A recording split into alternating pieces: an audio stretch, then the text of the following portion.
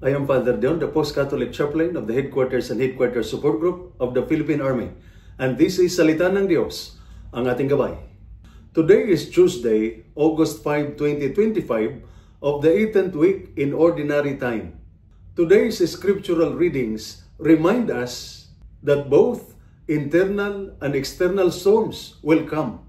Conflicts in the heart, criticisms from others, and troubles beyond our control. But God meets us right there in the middle of it all. In our first reading, taken from the book of Numbers, chapter 12, verses 1 to 13, Moses was attacked not by outsiders, but by his own siblings, Miriam and Aaron. They questioned his choices, his authority, even his personal life.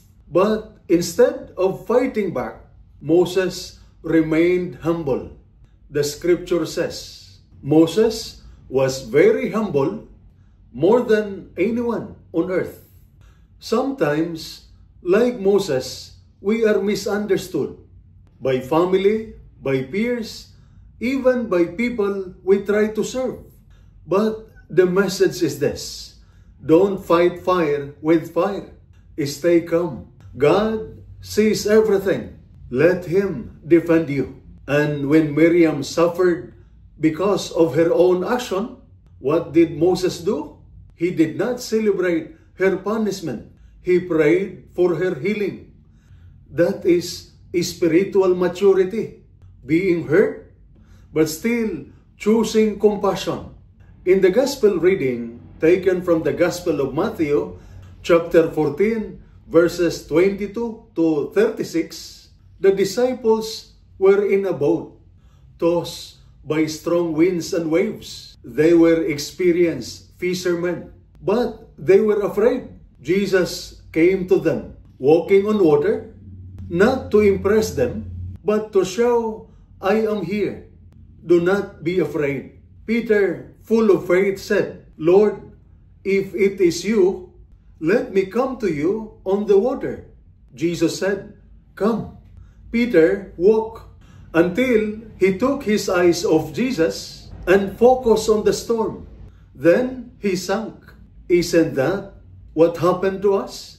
We try to be strong, but when we focus on problems instead of God, we begin to drown in worry, anger, or fear. But Jesus did not let Peter down. He immediately reached out and saved him.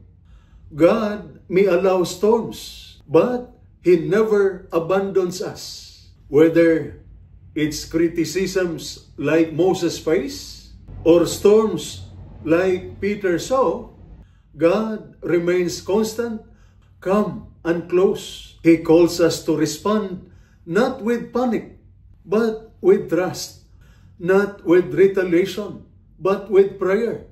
Not with doubt, but with faith. To our dear soldiers and families, when people criticize you unjustly, stay humble.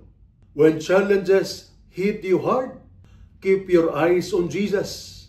He walks into the storms of our lives, not to scare us, but to save us. And this is Salita ng Diyos, ang ating gabay. Let us pray. Lord, give us the heart of Moses, patient, humble, and prayerful. Give us the courage of Peter to step out in faith even when we are afraid. When storms and criticisms come, help us to keep our eyes on you. Strengthen our soldiers, bless their families, and walk with us in every battle. Amen. And may the Almighty God bless you and your family, the Father, the Son, and the Holy Spirit. Amen.